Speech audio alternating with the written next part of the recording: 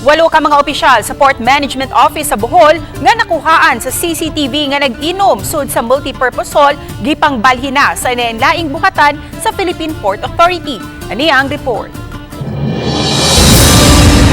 Sa pagiginabi sa telepono sa usa ka port official nga mihangyo nga di lang magpangan, narilibuhan na ang mga opisyal sa Philippine Ports Authority sa Bohol nga misalmot sa party niadtong Agosto 16. Subay kini sa direktiba nga gipagawas sa PPA Head Office. Gitangtang na sa trabaho si Agaton sa miaging Domingo, uban sa 8 pa ka mga opisyal human sila makuha og video nga nagsaulog sa birthday party ni Agaton sa PPA Bohol Multipurpose Hall. Matod ni PPA General Manager J. Santiago nga wala tahura sa mga opisyal ang kaligdong sa ilang buhatan.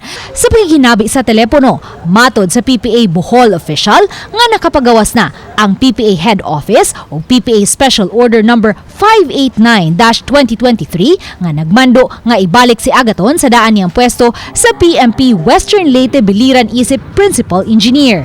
Gidistino usab sa laing buhatan sa PPA ang ubang dalambigit samtang ipahigayon pa ang investigasyon. Nagtuo usab ang opisyal sa PPA Bohol nga posibleng na-monitor sa PPA Head Office ang birthday celebration ug mauna usab ang nagpagawas sa CCTV footage sa publiko. Daan ang gipahibaw ni Santiago nga adunay monitoring ang PPA Head Office sa ilang 130 ka mga PPA ports sa tibuok nasod.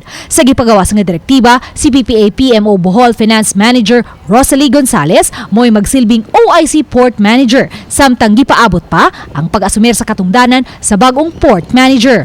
Hulipan si Agaton ni Joe Gabriel Managsala nga mo'y Acting Port Manager sa PMO Bataan Aurora. Uban ni Clans Gabutin, Luan Narondina, Balitang Bisdak.